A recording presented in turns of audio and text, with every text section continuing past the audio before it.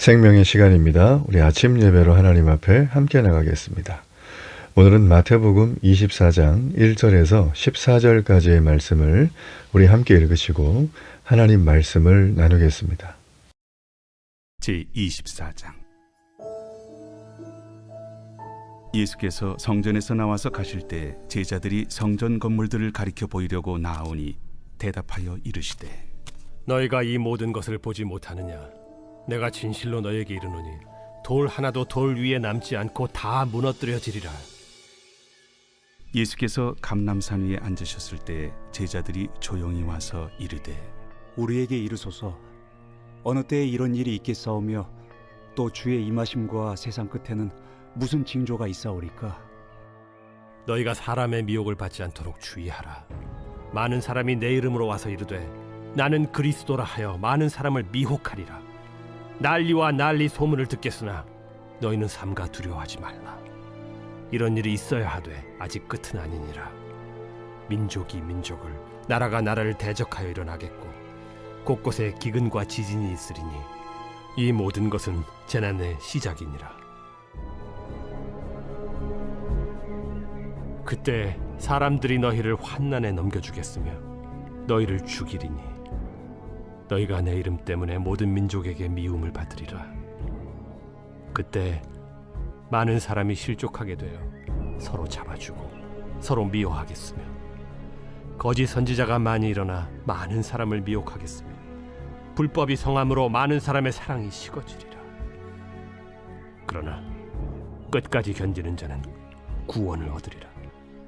이 천국 복음이 모든 민족에게 증언되기 위하여 온 세상에 전파되리니 그제야 끝이 오리라. 이제 마태복음의 마지막 종반부를 향해서 나가고 있는 장면입니다. 서기관과 바리새인들의 위선, 가식, 맹인이 맹인을 인도해서 다 죽게 만드는 이 어리석고 미련한 택함 받은 선민인 유대인들. 자, 그들이 그대로 두면 다 죽기 때문에 예수님은 그들을 인도하는 맹인 같은 종교 지도자들을 전부 다 신랄하게 비판하셨죠. 자, 그리고 이제는 이제 복음이신 예수 그리스도께서 이 땅에 세워질 앞으로의 교회, 우리 성도들, 새 예루살렘. 자, 이제 그들이 우리가 이제 이 땅 가운데 신앙을 가지면 복음을 제대로 알면 어떻게 살아가야 될 것인지에 대한 굉장히 분명한 가르침을 줍니다. 특별히 오늘의 이 마태복음 24장의 별명은 종말의 때, 재난의 징조, 마지막 때에 일어날 내용, 여러 많은 어떤 수식어가 붙어 있는 것입니다. 특별히 이 마지막 때에 일어날 이 일에 대해서 이단들이 정말 다니엘, 에스겔, 예레미야, 이 마태복음 24장, 계시록 가지고 참 장난질을 치는 그런 장면이기도 합니다. 그러나 오늘의 말씀은 우리가 이단들만 그걸 붙들고 있어서는 안 되고 믿음의 사람인 우리 성도들이 내가 왜 과연 믿음 생활을 해야 될 것인가? 내가 왜 과연 세례받은 복음이 삶이 되는 삶을 살아야 할 것인가? 내가 왜 과연 내 문제도 해결이 안 되어 있는데 왜 하나님의 자녀로 인내하며 살아야 될 것인가? 자, 그런 부분에 대해서 아주 시시콜콜한 쓰잘데기 없는 생각부터 아주 중요한 질문에 이르기까지 명쾌한 해답을 주는 장면이 바로 오늘의 얘기입니다.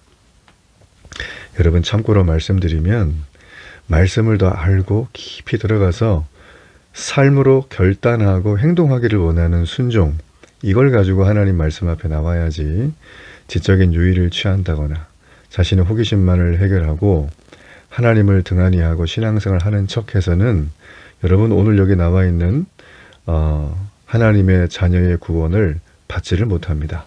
여러분, 그러니까 이 말씀을 잘 함께 따라가면 좋겠어요. 예수님 당시의 성전은 유대인들의 종교적 정체성을 표현하는 굉장히 중요한 상징입니다. 아기 예수님을 죽이려 했던 헤롯이 유대인들의 환심을 사기 위해서 수룹바벨이 지었던 성전을 아주 거대하고 아주 웅장하고 굉장히 멋있게 중축을 시작을 했어요. 자, 예수님 당시에도 이 중축은 끝나질 않았어요. 공사가 계속되었습니다. 수십 년간 했죠. 그래서 이 규모가 이 헤롯 성전이라고 명명하는 이 예루살렘 성전의 규모가 그 화려함이 뭐 주변의 모든 나라들까지 다 인정할 정도로 굉장히 컸다라는 것입니다. 자, 그런데 예수님이 2절에 보니까 이 성전이 무너진다는 거예요. 어느 정도냐면 돌 위에 돌 하나도 남지 않고 무너질 것이다. 여러분 실제로 AD 70년에 로마의 디도 장군이 돌 하나도 돌 위에 남지 않을 만큼 아주 철저하게 파괴를 하게 됩니다. 자, 여러분 이런 얘기를 지금 이제 제자들이 들으면서 얼마나 많이 당황했을까요? 성전은 유대민족 전체의 정체성이자 또 예수님을 자신의 구주로 믿고 있는 이 제자들, 아직은 믿지 않죠. 그 제자들에게도 매우 중요한 의미를 갖고 있는 곳이었기 때문입니다. 자, 그래서 제자들이 생각할 때 성전이 파괴되는 날이라는 건 세상의 종말이구나. 자, 이렇게 생각을 했어요. 그래서 3절에 보니까 이들이 질문을 해요. 예수님, 이게 어느 때 일어날까요? 주의 임하신가 세상의 끝에는 무슨 징조가 있을까요? 자, 이게 때와 징조에 대한 질문을 지금 제자들이 예수님에게 해주는 장면이 오늘의 내용입니다. 자, 이거는 지금을 살아가고 있는 이 시대 사람들도 굉장히 궁금해하는 거죠. 우리 인간 군상들이 이렇게 모순되고 무질서하고 폭력적이고 자기 탐욕과 욕심에 쩔어서 국제법도 무시하고 나라 간의 국내법도 무시하고 기본적으로 나와 너와의 관계들이 너무나 극단의 물질주의를 기반한 쾌락과 이기주의로 뻗어지는 이 모습 속에 사람들은 도피처를 찾고 싶어 해요. 그죠? 그래서 이제 이런 사회가 지속이 되면 점점 세분화되잖아요. 분자화되죠, 분자화. 그 소비자들의 욕구가 다양해지니까 뭐 옛날에는 우유 배달, 야구르트 배달, 물 배달 이런 게 뭐 요즘도 뭐 많이 성행하지만 이제는 뭐 소위 말하면 커피를 배달한다거나 원두 같은 거 아니면 뭐 세탁해가지고 새벽에 갖다 준다거나 모든 뭐 살림살이나 이런 것들은 이미 뭐 새벽 배송 이런 것들이 있어가지고 한국 같은 경우에는 좀 큰 에너지 들이지 않아도 돈만 있으면 해결할 수 있는 그런 세상이 됐죠. 자, 이렇게 개인의 기호와 욕구가 하나의 소비의 중심이 되고 있는 사회. 그래서 예전에는 공급하는 사람이 우위에 있었다면 지금은 소비하는 사람이 소위 말하면 갑입니다. 그 소비자의 트렌드를 읽어내기 위해서 빅데이터 같은 것들을 많이 동원하고 거기에서 나온 추론된 데이터를 가지고 현재를 보면 미래를 읽을 수 있어요. 원래 트렌드는 과거를 봐야 되는 건데 현재만 보고 미래만 읽어내는 굉장히 상업적인 트렌드들이 지금 많이 발전이 되고 있죠. 자, 이런 얘기를 제가 드리는 이유는 지금 예수님의 제자들이 심각하게 위기를 겪고 있다는 거예요. 공포스럽다는 거죠. 성전이 무너진다는 건 곧 마지막 때라는 얘기인데, 야, 이게 지금 그냥 두면 큰일 나는데 우리 대비해야 되는 거 아닌가. 자, 오늘날 이 시대의 사람들도 그런 대비를 하고 싶어서 뭐 나름 종교에 귀의한다든지 어떤 뭐 철학자의 가르침에 마음을 둔다든지 뭐 마음을 비워라 뭐 모든 게 다 뭐 무에서 오고 무로 간다 뭐 이런 어떤 소위 말하면 신념이나 사상에 마음을 빼앗기는 경우들이 굉장히 많다라는 것입니다. 자, 여러분은 어떻습니까? 여러분은 이 아침 예배 드릴 정도면 신앙생활 하는 분들이시죠. 예, 뭐 거의 뭐 믿지 않는 분들은 이걸 들을 일이 거의 없으니까요. 그리고 제가 하는 이 메시지들도 그냥 여러분에게 사탕 좀 발라주고 등 좀 긁어주는 그런 내용 아니고 성경 강해를 충실하게 하고 있잖아요. 본문 하나하나를. 저라고 왜 이 아침 예배 뭐 3분, 5분 이렇게 짧게 해가지고 많이 듣게 만들고 그걸 왜 제가 모르겠어요. 그러나 이 본문 구절, 이 한 스토리 안에 이 내용들을 3분, 5분 안에 넣는 거는 이거는 여러분 안고 없는 찐빵입니다. 그냥 뭐 사탕 발리다 끝나는 거예요. 예. 아니 솜사탕을 샀으면 겉에 좀 뜯어먹는 게 아니라 다 끝까지 먹어야죠. 그래야 그걸 다 알 거 아니겠어요? 오렌지를 샀는데 껍질만 만지작거리다가 알맹이 안 먹으면 이거는 뭐 비용 계산을 해볼 때 너무나 안타까운 거죠. 그러니까 우리가 성경을 알고 성경을 배우고 성경이 내 삶에 들어와서 나를 역동적으로 움직여 삶의 결단과 순종이 있는 삶을 살아가는 게 그게 신앙생활인데 그거 없이 자기가 믿는 신념을 강화하는 정도로 내 삶에 내가 하고 있는 것들을 그저 하나님이 오셔가지고 격려해 주는 정도로 그리고 필요할 때마다 알라딘의 요술래분처럼 나타나가지고 문제 해결만 해주는 정도로 여기면 이걸 무당 종교라고 하는 거예요. 기독교는 절대 그런 종교가 아니에요. 예. 제가 정말 이것 때문에 속이 터져요. 예, 수많은 사람들이 요즘 교회를 다니는 분들이 대부분 이 정도에 머물러서 신앙생활을 하려고 그래요. 그러니까 고난이 오면 나 죽었어요 하면서 막 매달리고 살려달라 그러다가 고난의 끝자락에 가면 주님 앞에 매달리는 사람이 거의 없습니다. 고난이 끝나가니까. 더 중요한 건 고난을 함께 해주신 그 주님을 그냥 잊어버리는 거죠. 그러니까 고난이 또 오죠. 그렇죠? 고난 산 넘어 산이라고. 고난이 없기를 원하십니까? 고난을 함께 해주신 그 주님을 늘 기억하세요. 주님이 함께 하셨다는 걸 기억하세요. 그러면 고난 같은 게 와도 이 고난 아닌 걸로 다 지나가요. 내가 믿음이 성장이 있기 때문에. 자, 여러분 지금 제가 지인 얘기를 말씀드렸지만 오늘의 이 말씀은 세상에서도 초미의 관심이에요. 종말의 때, 지구의 마지막, 뭐 종말을 심판이란 말이라고 하기도 하고, 뭐 지구 재생이란 말을 쓰기도 하고, 뭐 지구 재창조 이런 말을 하는데, 뭐 여러 가지 뭐 창조적 진화를 믿는 사람들, 뭐 유신 진화 믿는 사람들, 그런 사람들이 여러 가지 얘기를 하는데요. 여러분 이제 그런 얘기들이 나올 때는 이걸 이제 이게 현대신학이라는 거예요. 현대신학은 아주 간편하게 말하면 역사적 예수를 중심으로 성경을 보자. 아니 뭐 맞는 말 같죠. 그 역사적 예수, 예수님의 실제 있었던 행적을 추적하고 그 당시에 있었던 것을 고증해서 우리가 역사적 예수를 인물로 좀 보자라는 거예요. 그러니까 인간의 예수를 좀 집중하는 거죠. 자, 이게 굉장히 맞는 얘기고 요즘에 이제 우리가 소위 말하면 문학적으로 배운 어떤 세대에 맞는 얘기긴 하지만 잘 들여다보면 거기는 예수님의 신성, 신적인 권위에 대해서 굉장히 많이 축소를 해요. 예. 무슨 얘기인지 아시겠어요? 예. 그러니까 고도의 철학화된 예수를 얘기하자는 거지. 요즘 현대신학들이 대부분 다 그렇습니다. 그렇기 때문에 자칫 신학의 바운더리가 없는데 뭐 유튜브 채널 이것저것 보다가 혹은 뭐 어디서 뭐 주워들인 뭐 찌라시 통신 좀 보다가 굉장히 자유주의에 입각한 심취해 있는 어떤 사람의 개똥철학 같은 책 하나 보고 성경을 뭐 잘못됐네, 뭐 이거 믿어야 되네, 뭐 종말이 뭐 이렇게 오는 거 아니네, 뭐 난 이렇게 준비해야 되겠네 라고 하는 것들. 여러분 미국에 실제로 저는 이름이 생각이 안 나는데 코로나 이후로 숫자가 2배 이상 늘은, 3배인가요?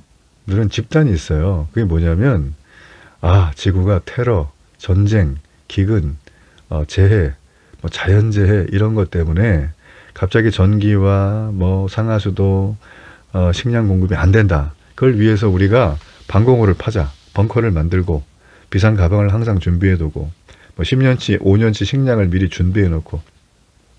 제가 알기로는 탐 크루즈 같은 배우도 자기 집 밑에다가 뭐 수십억 원짜리 벙커 만들어가지고 들어가면 30년 살 수 있대요. 참 욕심도 많죠, 그분. 지금 나이도 많으신데. 저도 톰 형님 좋아합니다. 예. 그런데 이제 그렇게 자기들이 나름대로 이제 준비를 하는 어떤 그런 사상, 이게 옛날에 음모론이었는데 지금은 이제 뭐 워낙 전쟁들이라든지 뭐 국제적인 어떤 법들이 무시되는 것들이 많이 나오다 보니까 사람들이 이걸 기정사실화하는 사람들도 꽤 많아진 것 같아요. 한국은 어떨까요? 여러분의 정서가 좀 어떠세요? 어제 주변에도 이제 만나보면 요즘 뭐 경제 상황 어렵다, 뭐 수출이 안 된다, 뭐 지금 가게들이 문 닫았다, 뭐 실제로 공실률도 굉장히 많거든요, 상가들이. 그리고 뭐 주택 가격도 떨어지고 있고 특별한 데를 제외하고는 이러다가 정말 갖고 있는 자산이 다 개털되는 거 아니냐, 금사자 뭐. 여러분 제가 이런 얘기를 들을 때 어떤 생각이 드냐면 IMF 생각이 났어요. 저는 그때를 지나왔거든요. 그리고 이제 저는 그전에는 잘 모르겠지만 이 역사 같은 걸 공부를 해보면 뭐 경제 대공황이라든지 세계대전 이후에 오는 여러 가지 뭐 이 삶의 리스크들이 계속 반복돼서 왔어요. 근데 지금도 그게 여전히 되고 있거든요. 앞으로도 될 거예요. 예. 제가 이 얘기를 왜 말씀을 드리는가? 지금 예수님의 제자들이 이런 지금 우리가 느끼는 시대적인 정신을 가지고 어느 때에 종말이 오겠는가를 물어보는 거예요. 포인트가 뭐였어요?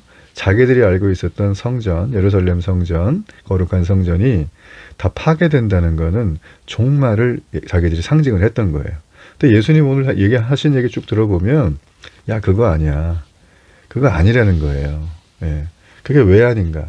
자, 우리가 이제 이걸 살피기 전에 소위 말하면 내가 어느 나름대로의 그 신뢰하고 있는 나만 예루살렘 성전 같은 거 있죠.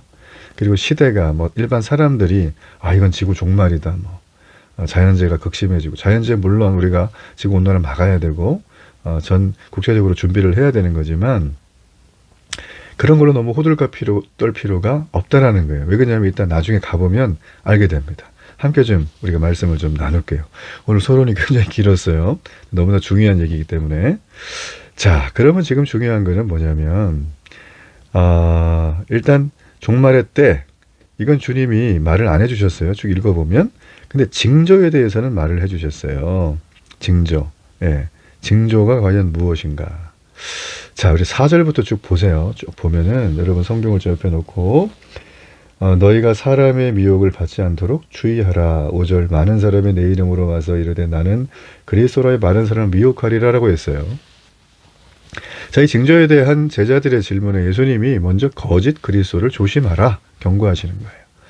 자, 나는 그리스도다. 많은 사람이 그럴 것이다. 실제로요. AD 70년경에 발생했던 성전 함락 전에 한 3, 40년 동안 예수님 부활하시고 메시아를 자처해서 대중을 선동하는 사람들이 많이 나타났어요. 많은 사람들이 이들에게 미혹이 됐어요. 거짓 그리스도들의 출현, 그 영향이 사도행전에도 나와요. 그러니까 여러분 이게 실제로 있었던 일이에요. 예수님 말씀이.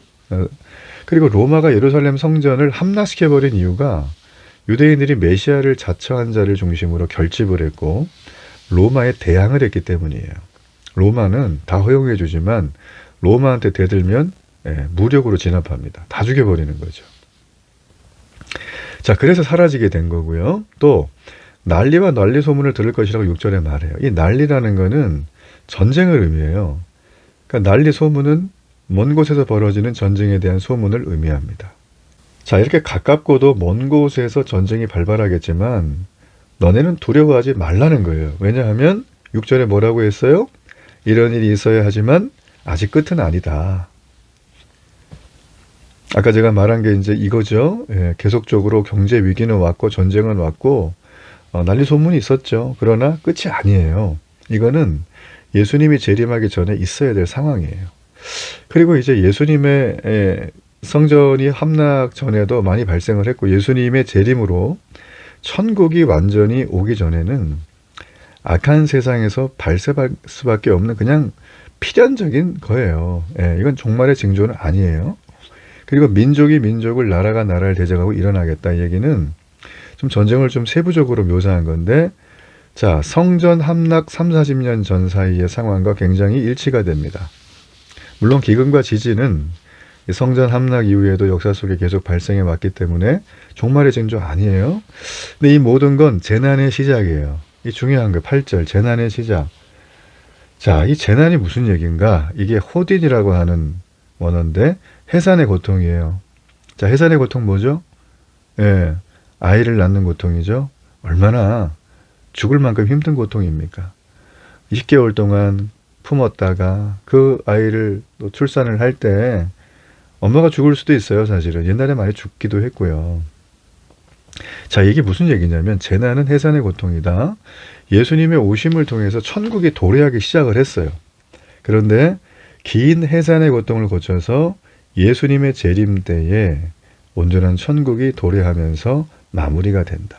이게 로마서 8장 얘기예요. 그러니까 중요한 건 뭐예요? 예수님 오기로 하셨죠? 그죠? 근데 해산의 고통의 시간이 필요하다라는 거예요. 지금이 그때라는 거예요. 자, 그리고 이제 종말의 때가 되면 제자들이 성도들이 겪어야 될 일이에요. 자, 9절부터 12절까지의 내용들인데 좀 섬찟합니다. 보면 이런 일이 안 일어나면 좋은데 자, 제자들이 구체적으로 겪을 얘기들은 이 해산의 고통 기간에 지금 겪을 얘기들이에요. 지금 해산의 고통의 기간이에요. 사람들이 너희를 환난에 넘겨주겠고 너희를 죽이겠다 했어요. 예수님 재림하실 때까지 박해가 언제든지 발생할 수 있다는 뜻이에요.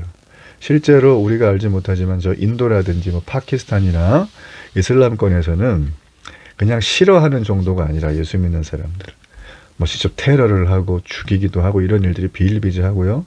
그들은 이슬람의 교리를 따라서 명예살인 이런 것들도 허락해주고 있고 현행법이 그걸 못 따라가는 거죠. 소위 말하는 민족법을.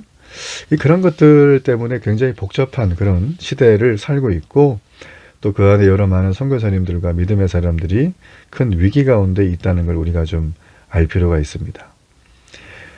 그래서 예수님의 제자로 성도로 살다 보면 예수님 이름 때문에 이 땅의 모든 민족에게 미움받는 일이 생길 것이라 그래요.